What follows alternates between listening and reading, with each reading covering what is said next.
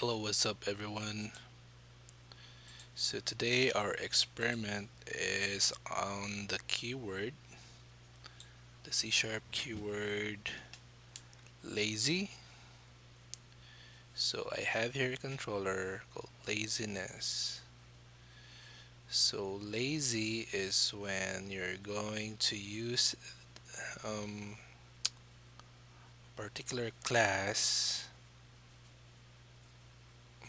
you're only going to load it when you're about to use it or when you're using it.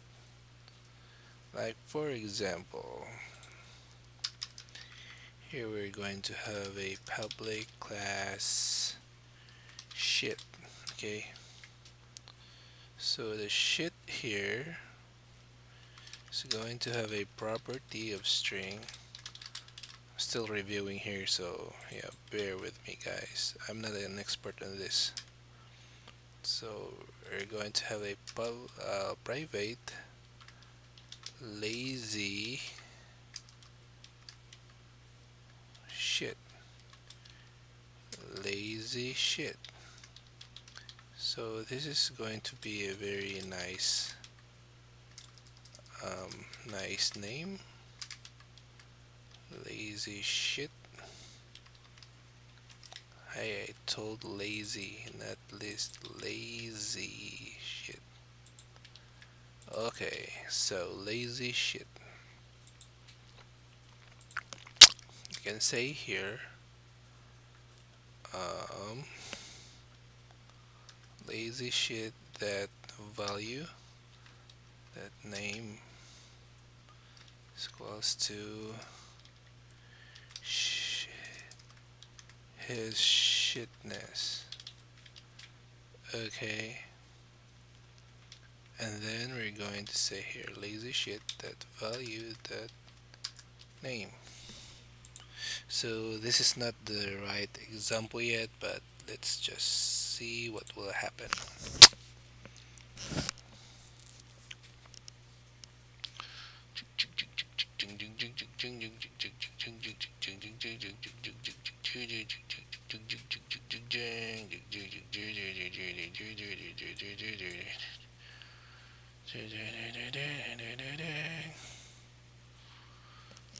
My teeth is my I have a toothache. Toothache is laziness. Okay, let's see what happens with that. So his shitness. Okay, I'm not sure what are the advantages of using this. Okay, so let's see here. C sharp, lazy, lazy.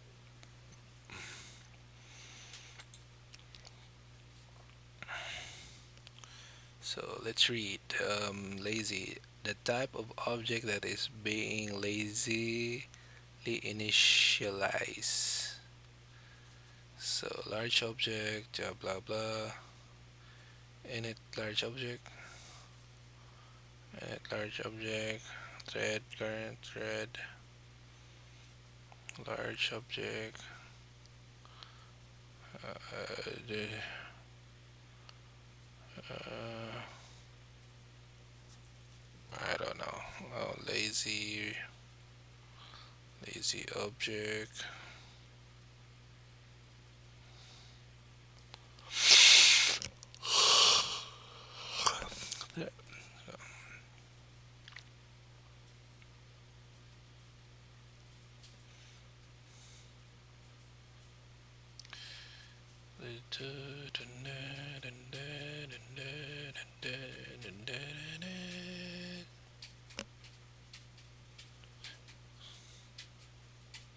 Release me.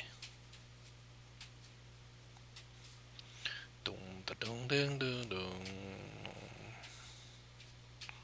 Da dum dum da dum dum da dum da dum da dum dum da dum da dum da dum da dum How to perform lazy initialization. Lazy initialization of an object means that its creation is deferred until it is first used. Yep, deferred is we don't have it before until we first use it. For this topic, the terms lazy initialization and lazy instantiation are synonymous. Lazy initialization is primarily used to improve performance, avoid wasteful computation, and reduce program memory requirements. Yep, these are the most common scenarios. When you have an object that is expensive to create and the program might not use it, for example, assume that you have in memory a customer object that has an orders property that contains a large array of order objects that to be initialized requires a database connection. If the user never asks to display the orders or use the data in the computation, then there is no reason to use system memory or computing cycles to create it. By using lazy orders to declare the orders object for lazy initialization, you can avoid wasteful system resources when the object is not used. Yeah, so I think if you're going to use entity framework, we don't need to deal with this. When you have an object that is expensive to create and you want to defer its creation until after the other expensive operation has been lazy initialization, lazy orders, lazy initialize by invoking a specific constructor on order. So thread safe initialization by default, lazy objects are thread safe. That is, if the constructor does not specify the kind of thread safely, the lazy generic lazy t object it creates are thread safe and multiple.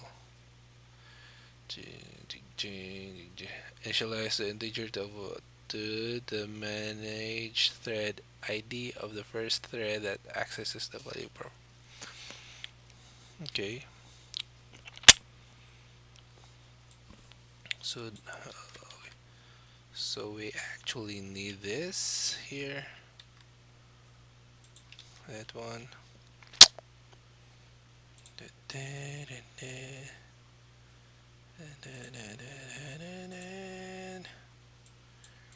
Release.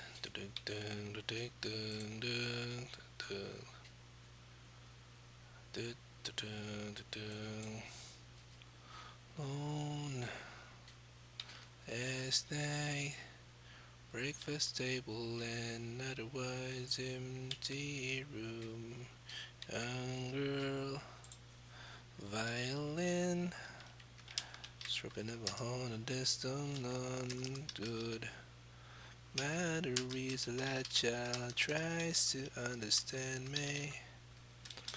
Lazy ant, try to make her proud. The save gone down it in her head. Empty room.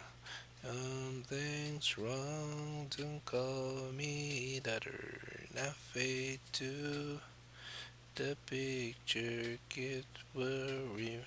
Exceptions and lazy.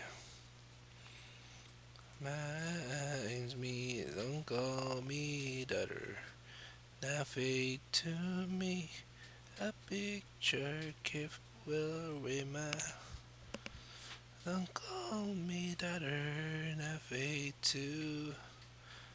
Yeah, I am not really sure on how to use this lazy thing, but our code and the current project that I am working on, they it's very problematic. The engine that they created, and I suspected that it was because of the wrong implementation of lazy. Yep, so that's it. Yeah, we'll try to dig in more on this lazy shit if we can figure something out, and that will be on our next video, next couple of video maybe. Thanks.